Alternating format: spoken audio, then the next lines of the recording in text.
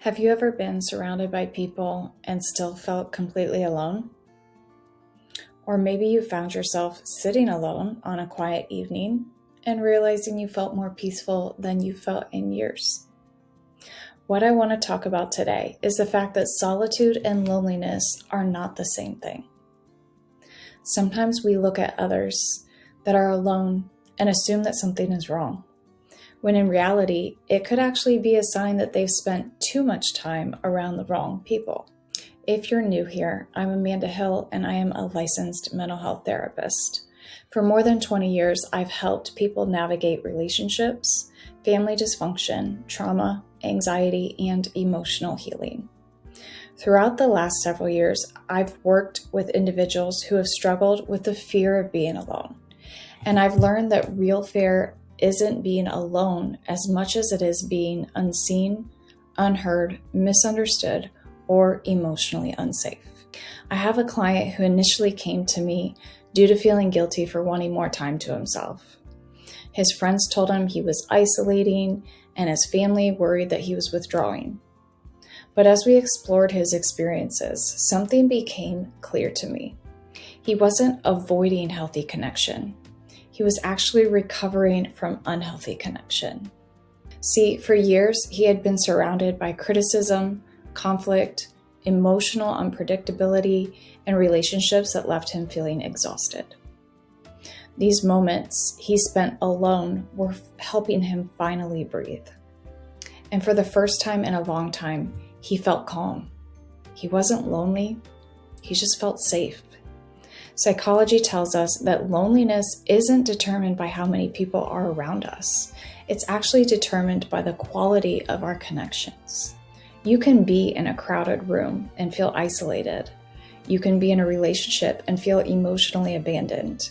And you can be sitting alone with a cup of coffee and feel completely at peace. When people have experienced betrayal, criticism, manipulation, rejection, or repeated moments of emotional distress, solitude actually can start to feel safer than company. This is not because they hate people, but because their nervous system has learned that connection often comes with pain. Of course, the goal isn't to stay alone forever. The goal is to heal enough that healthy connection feels safe again. So if you're someone who has been enjoying your own company lately, it's important to stop yourself from automatically assuming that being alone is a problem. Ask yourself, am I lonely or am I finally at peace? Stop judging yourself for needing space. Not everyone who enjoys being alone is lonely, and not everyone who pulls back is broken. Sometimes solitude is where healing begins. Sometimes it's where we finally hear our own thoughts, reconnect with ourselves, and recover from relationships that have left us emotionally drained. I'd love to hear from you in the comments. When do you feel most at peace? When you're alone, with a few trusted people, or surrounded by a crowd?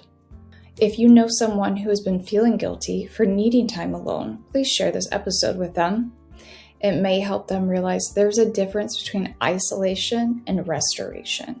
And of course, if you enjoy content on mental health, relationships, emotional healing, family dynamics, and personal growth, please be sure to subscribe and follow my podcast.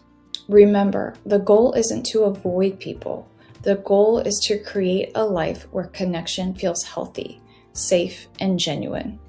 And sometimes that path back to meaningful relationship begins with learning how to enjoy your own company first. Until next time, keep doing the work, keep honoring what you need, and keep creating spaces where your mind, heart, and nervous system can finally rest. Because solitude isn't always loneliness. Sometimes it's healing, sometimes it's recovery, and sometimes it's the first place you felt truly at peace in a very long time.